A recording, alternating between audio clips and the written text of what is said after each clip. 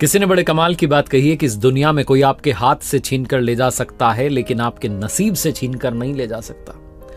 मैं हूं आरजे कार्तिक। एक बड़ी छोटी सी कहानी सुनाता हूं दोस्तों आपको। पुराने जमाने की कहानी है। एक राजा साहब के दरबार में एक राजगुरु थे, और वो राजगुरु बड़े कम समय के लिए वहां आते थे, क्योंकि उनका एक स्कूल था। नदी किनारे एक स्कूल में गांव के बच्चों को पढ़ाते थे, तो ज्यादा समय स्कूल में बिताते थे। एक दिन वो गुरुजी आए हुए थे, और जो राजा था वो बड़ी चिंता में था। तो गुरुजी ने पूछा कि क्या बात है। तो राजा ने बताया कि बेटी जो है विवाह के योग्य हो चुकी है और उचित वर नहीं मिल पा रहा है, क्या किया जाए। तो उन्होंने कहा गुरुजी ने कि लाइए मैं कुंडली देख लेता हूं। कुंडली देखना शुरू किया तो चौंक गए, आश्चर्य में पड़ गए। विलक्षण प्रतिभा की धनी थी वो कन्या, और उसका जो भाग्य था बड़ा उज्जवल दिख रहा था।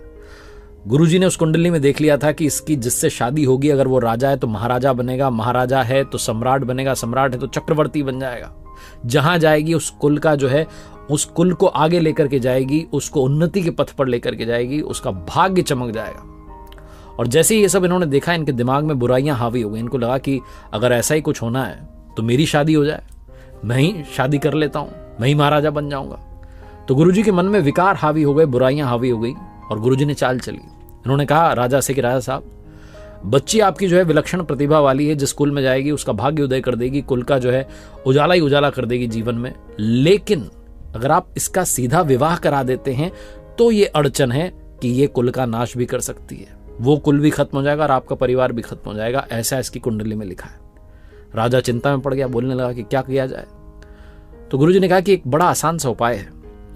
आप एक बड़े से बक्से में कन्या को बैठा दीजिए, हीरे जवाहरात और ज्वेलरी जो है उसमें रख दीजिए, ताकि कहीं आगे जीवन में इसकी दिक्कत ना आए, और उस बक्से को नदी की धारा में प्रवाहित कर दीजिए।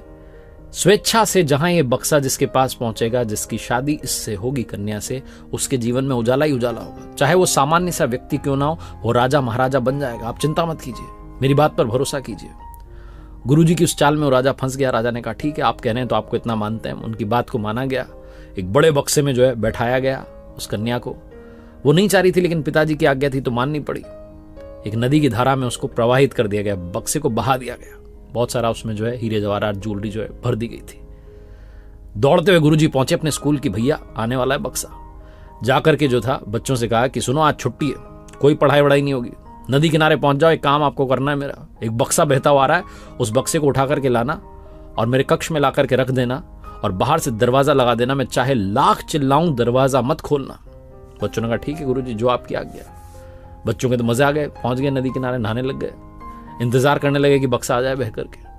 लेकिन कहते हैं ना कि जो योग है, संयोग है, उसके आगे किसी की चलती नहीं है।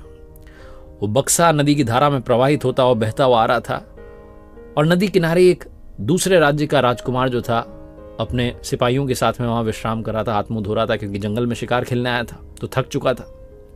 उसने देखा कि एक बक्सा बहता हुआ आ रहा है नदी में। उसने अपने सिपाहियों से कहा कि जाओ जाकर के देखो। सैनिकों से कहा। सैनिक गए, जाकर के उस बक्से को पकड़ के लाए, और जब उसे खोला तो उसमें सुंदर कन्या निकली। राजकुमार चौंक गया। उसने कहा देवी आप कौन है और आप इस हालत में कैसे। तो उस राजकुमारी ने अपना परिचय दिया, इंट्रोडक्शन दिया, सारी बात बताई कि ऐसा ऐसा हुआ। तो राजकुमार ने कहा अब क्या करना है। तो राजकुमार ने कहा पिताजी ने आज्ञा दी थी कि जहां ये बक्सा खुल जाए उसी से विवाह होगा, आप मुझसे विवाह कर लीजिए, मेरे तो जो भी हैं अब आप ही हैं। राजकुमार ने वहीं हीरे की अंगूठी पहना दी, क्योंकि उसमें अंगूठियां तो थी, ज्वेलरी तो आई थी साथ में। तालियां बजा दी सैनिकों ने, विवाह हो गया। अब राजकुमार को लगा कि खाली बक्सा भेजेंगे नदी में सही नहीं रहेगा, कुछ इसमें डाल देते हैं। तो एक सामान उसमें डाल दिया। उधर नदी किनारे जो बच्चे थे वो इंतजार कर रहे थे। गुरुजी का आदेश था कि एक बक्सा बहते हुए आएगा, तो उन्हें इंतजार था कि आने वाला है। तभी उनकी नजर पड़ी, एक बक्सा बहता हुआ आ रहा था। बड़ी मशक्कत के बाद उसको नदी में से निकाला। बक्से को बड़ा भारी था।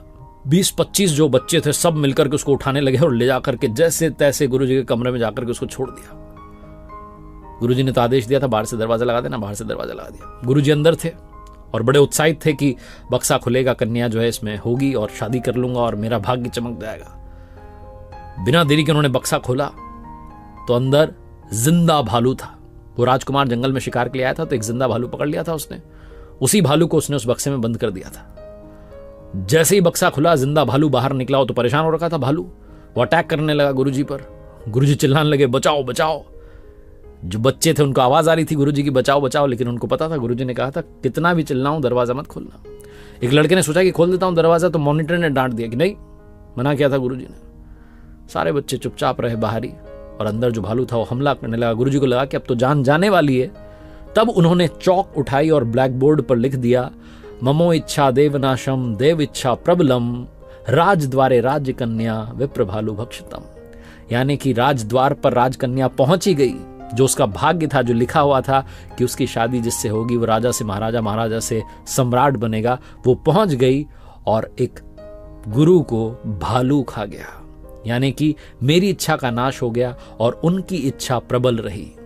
जीवन में जो होना है वो होकर के रहेगा। पहली बात तो ये कहानी सिखाती है, और दूसरी बात ये सिखाती है कि अगर आपकी बुराइयां आप पर हावी हो गई तो आपका अंत निश्चित है। इसलिए बुराइयों को अपने ऊपर हावी मत होने दो। एक बार फिर से वही बात जो अक्सर आपसे कहता हूं, कर दिखाओ कुछ ऐसा कि दुनिया करना चाहे आपके जैसा।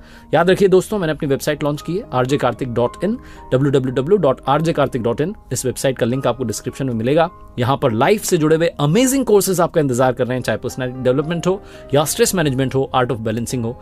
जाइए, चेकआउट कीजिए।